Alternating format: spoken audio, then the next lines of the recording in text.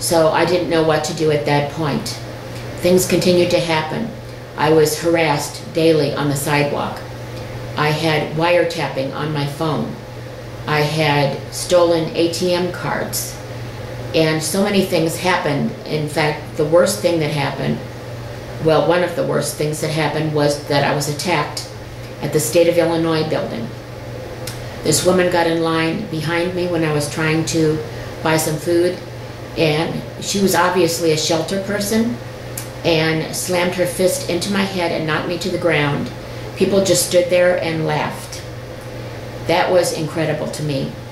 I had to end up, after I was able to get up and was a little bit dazed from it all, I was able to find a police authority, and they chased her but could not catch her.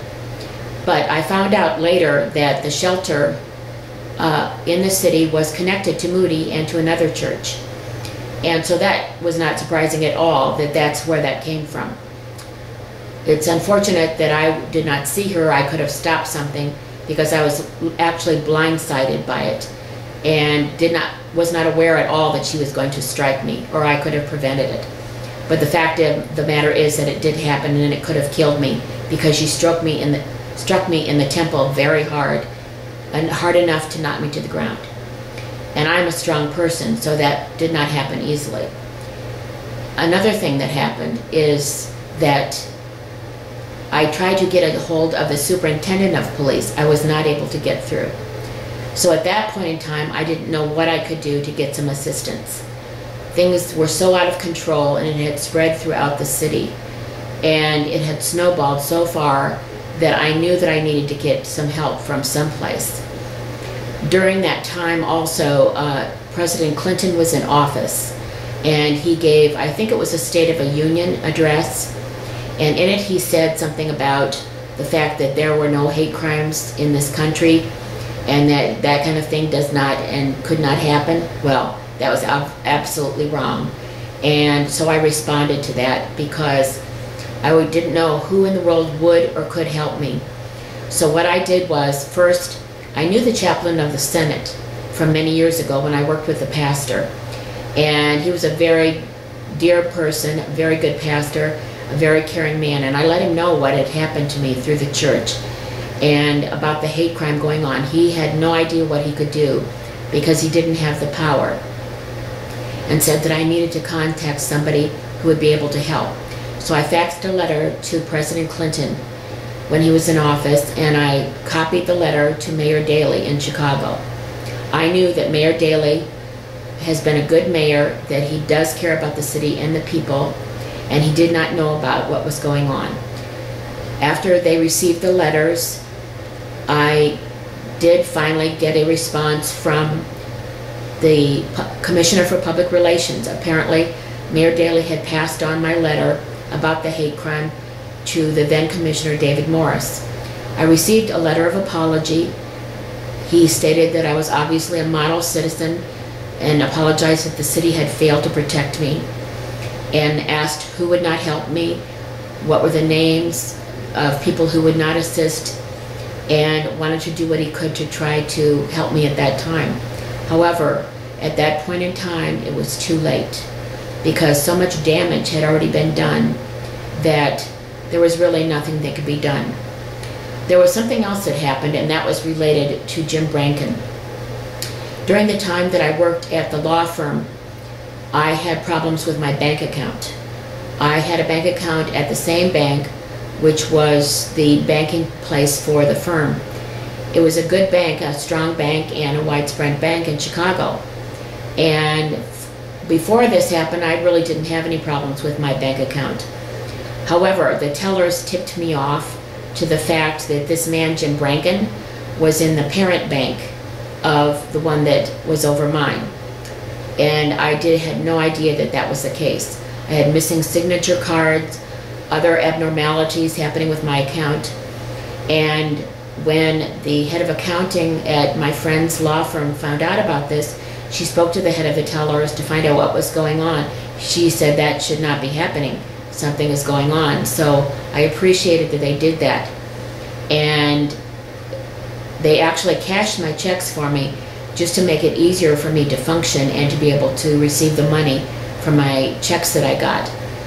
And it went on to continue to happen, though, and I met with the president of the bank, the assistant to the president of the bank, and he asked about this Jim Branken, and he said, well, he does have access. His bank is over yours, and asked me why he would do such a thing, and I said that he had been interested, but I did not really want to have anything to do with him as a romantic interest, and he resented that.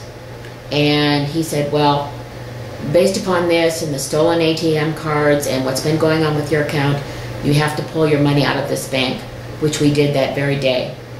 And he filed a report against him, and I don't know what happened from that, except for the fact that he went to Moody and continued to go to Moody. Even though he was Catholic and from the outside, he continued to go there, and when the hate crime became active, he was involved in it as well, through my banking. There were also some Southside people he was connected to, and cooked up an elaborate scheme for them to call me on the phone and pretend like they had met me when I worked at the hospital. One pretended to be a doctor and said that he knew me, and this whole scheme was just set up to hurt me. And these people on the South Side have continued also to try to harass me in every way possible.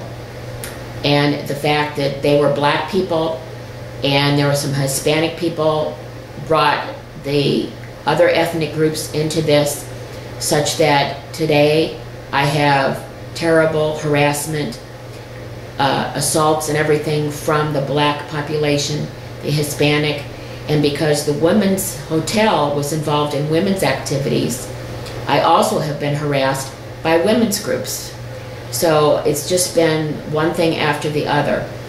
I knew at a point in time that because my business suffered so terribly, I had a very productive, great business, not only with that law firm, but with many law firms for over 15 years. I was so busy that I had to say I needed a break and have a vacation because one firm after the other wanted me to constantly work with them. That's how good my business was. I worked day and night to build it up over 15 years. But once the hate crime started, that was the end of that. The last firm where I really was able to work for any lengthy period of time was my friend's firm.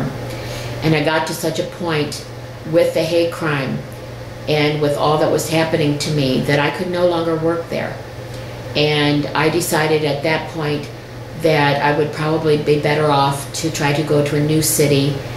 I wanted to travel anyway because when my friend was dying of cancer, I really did not leave because of her situation, because her cancer was so severe and people said at many different times that she would die soon. She hung on for 9 years and it was a heartbreaking situation. But I promised her that I would stay there and be available to her until she died, and that after she died, I would travel and finally see things I've never seen and try to do my business that way. In fact, before she died, she said to me, I don't know how you can get up every day and face this world with what is happening to you. Not only have you had to deal with my dying of cancer, but you've had to face assaults and harassment, stolen things every time you turn around. It's something else happening. Your business has been damaged and destroyed. You cannot have the ministry you used to have as a Christian. All these things have happened to you. And she said I was her hero and that she admired my bravery. Of course, with her cancer, she was very brave too.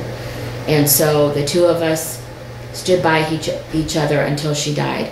In fact, her father had been a judge for the criminal division. So I had known about law since I was a young girl. And he tried to advise me as best he could how to deal with all this. But at one point, he also died of cancer as well. And I tried to go to different cities. I did work at law firms in Denver and in Atlanta, in Seattle, and in some other cities across the country. However, one of the pastors I met while I was in Seattle, who was from Chicago, found out what had happened with the hate crime, And then we started, when I was in Seattle, we started seeing the same things happening there that happened here. And after he made an investigation of all that had happened to me here, he said, "Oh, you've really been through it. I don't know anybody else that could have survived through this. But unfortunately, it seems like it's going to come here as well."